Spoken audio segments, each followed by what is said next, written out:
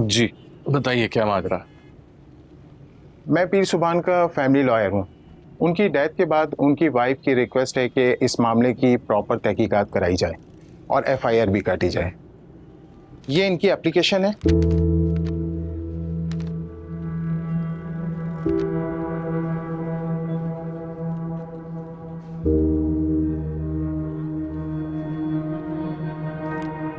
समी, yes sir.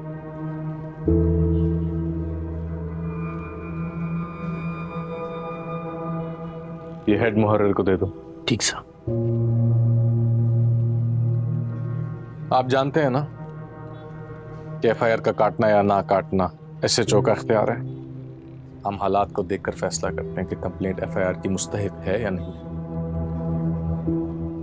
देखें, हम डिस्ट्रिक्ट जज से भी ये ऑर्डर ला सकते हैं और फिर आप पाबंद भी हो जाएंगे। तो लिहाजा जो आपका काम है वो फौरी करिए। बीबी सिर्फ सच जानना चाहती हैं, इसमें आपको कोई एतराज नहीं होना चाहिए। जो मैं बात कर रहा हूं उसमें भी आप ही का फायदा है। एक दफा इन्वेस्टिगेशन शुरू होगी तो सब उसकी लपेट में आ जाएंगे। फिलहाल तो आप डॉक्टर ताबीर को अरेस्ट करें। मुल्जिमान की फहरिस्त में सबसे ऊपर उन्हीं का नाम है। क्यों कमर साहब, आप ऐसा क्यों कह रहे हैं?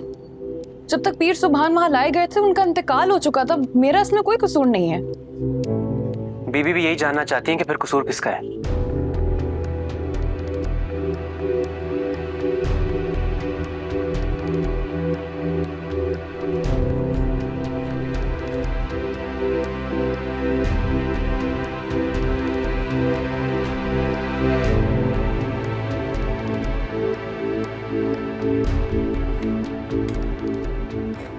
गुलशन आइएगा।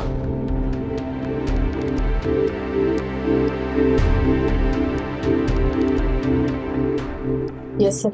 उनको लॉकअप में बंद करते हैं। हैदर, आप जानते हैं मेरा इसमें कोई कसूर नहीं, मैं बेकसूर हूँ। इसका फैसला अदालत में होगा। मेरा एक लॉयर दोस्त है, उससे कहूंगा कल जमानत कर देगा आपकी। अजय भी।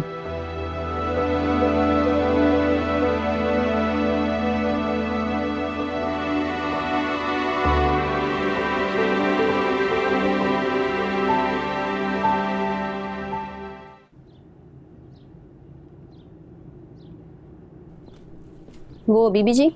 हाँ बोलो, क्या हुआ? बोलो ना। बीबी, ये शीशी सफाई करते वक्त इरफान को पीस सरकार की गाड़ी से मिली है। इरफान क्यों सफाई कर रहा था? ड्राइवर कहाँ है? वो तो पीर सरकार के जनाजे के बाद दिखा ही नहीं, किसी से कुछ कहा नहीं, अचानक चला गया। अच्छा, ये लाओ, तुम जाओ।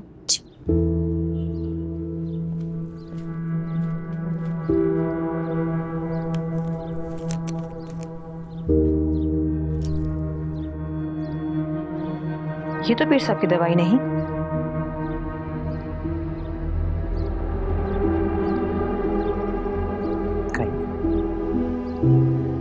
तो फिर उनकी गाड़ी में कैसे थी? मैं उनकी सारी दवाइयां जानती हूँ। शीशी वही है मगर दवाई वो नहीं है।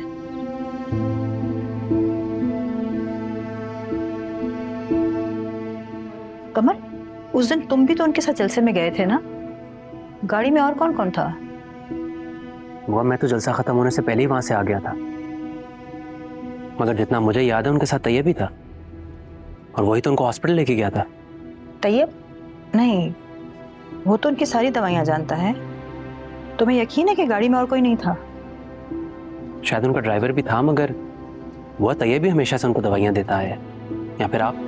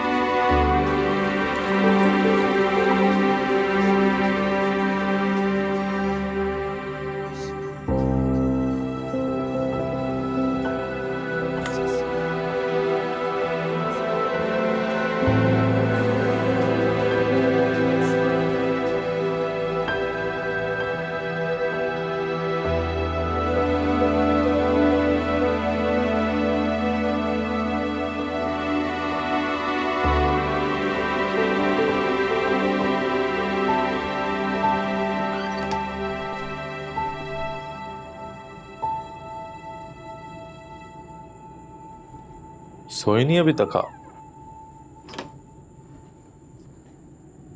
थाने में किस इज्जतदार इंसान को नींद आती है? हम पुलिस वाले तो बड़े आराम से सो जाते हैं, इसका मतलब है हम इज्जतदार नहीं है। मैं सोचूं इंसान कैसे होते हैं, इतना मुश्किल होता है इनको समझना। क्यों, क्या हुआ? जिनको आप दोस्त समझते थे, जिन पर भरोसा था, वो ऐसे कैसे बदल सकते हैं कि मुश्किल में आंखें फेर लें? और जिन्हें आप भरोसे के बिल्कुल काबिल नहीं समझते थे, वही ऐसी परेशान होती हैं आप ये बातें सोचकर। वक्त सब कुछ बता देता है, इतना ना जोर डाला अपने ज़हन पर। एक बात पूछूं? आप पछतावे की बातें करते हैं, किस चीज का बोझ है आपके दिमाग में? क्या पछतावा है? सॉरी, अगर आप ना बताना चाहें तो मत बताएं, ऐसे पूछ लिया। कैद और कैदी में फर्क होता है। आपको क्यों पसीना आ रहा है? नींद तो आपको भी पुरसुकून नहीं आती? क्या आप भी किसी कैद में हैं? शायद, अब तो ये रोज का मामूल है। मुझे भी आपकी तरह यहाँ नींद नहीं आती, आए भी तो अब वो चक्कर छीन कर ले जाता है। आप हिम्मत दिलाने वाले हैं, लेकिन आपकी आंखें बताती हैं कि माजी की कोई याद आपको बेसुकून करती है। शायद आधा अधूरा तस्करा भी किया था आपने उस दिन। जी है कुछ।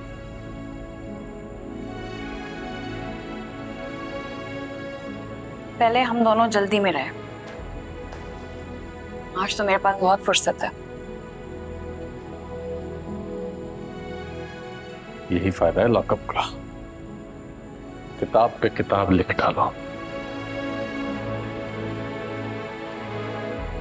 हमेशा आपने मेरे गम देखे और सुने। अगर आपके दिल में कोई बोझ हो जिसको आप शेयर करना चाहें मेरे साथ,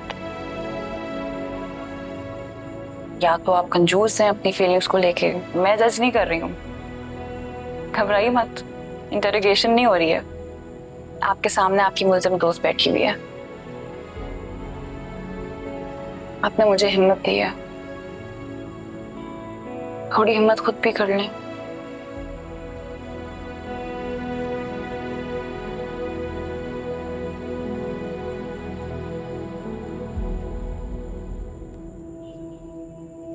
लगभग 1 साल पुरानी बात है, हम एक शराब खाने पर क्रैकडाउन कर रहे थे।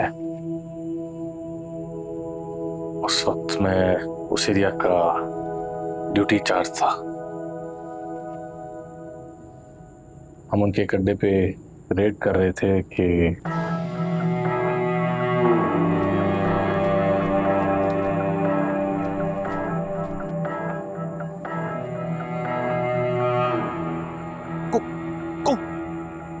हाथ ऊपर, हाथ ऊपर, उसके पीछे जा, इसको। जैसे ही हमने जगह को सराउंड किया, उसी भाग दौड़ में, फायरिंग में एक लड़का मेरे सामने आके खड़ा हो गया, मेरी पिस्तौल के निशाने पर। जा। बार बार कह रहा था कि मैं इनका बंदा नहीं हूं, लेकिन उसके हाथ में कुछ था। नहीं, हाथ निकाल, हाथ आगे कर, हाथ आगे कर। अचानक से शीशा टूटने की आवाज आई और हाथ ऊपर कर, हाथ ऊपर।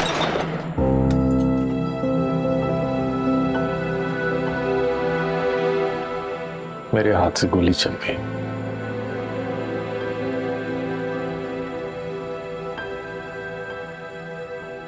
इसका नाम रेहान था।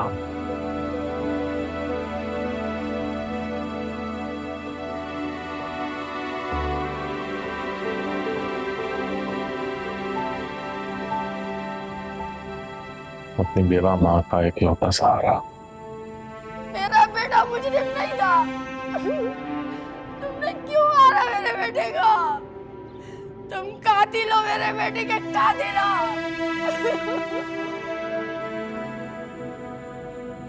आज भी उसकी माँ का चेहरा याद करता हूँ तो खुद को माफ नहीं कर पाता। तो देखकर नफरत हो गई है। उसका सिर्फ इतना कसूर था कि उसके मालिक उसे शराब लेने भेजा था और वो हुक्म और उसकी मौत का परवाना बन गया।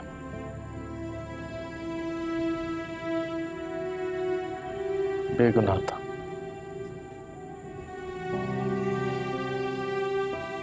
ये गुनाह एक बेगुनाह का खून है।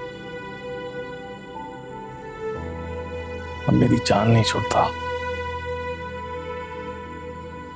हर रात मेरे ख्वाब में आता है और अपनी जिंदगी की भीख मांगता है जो मैं नहीं लौटा सकता उसे।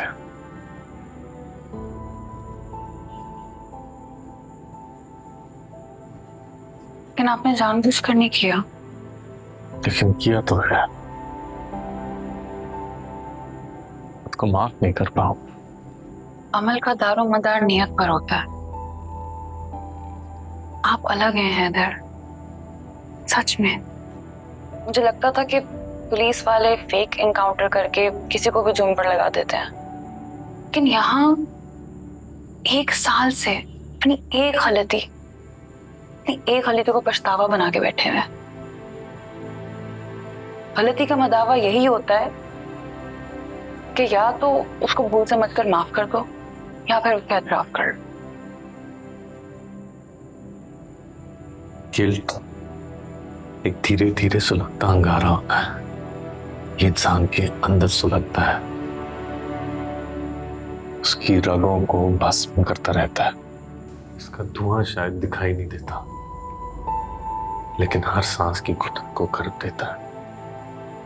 हैदर, आपकी कहानी सुनकर मैं सोच में पड़ गई हूँ कि ज्यादा कर्ब में कौन है, मैं या आप?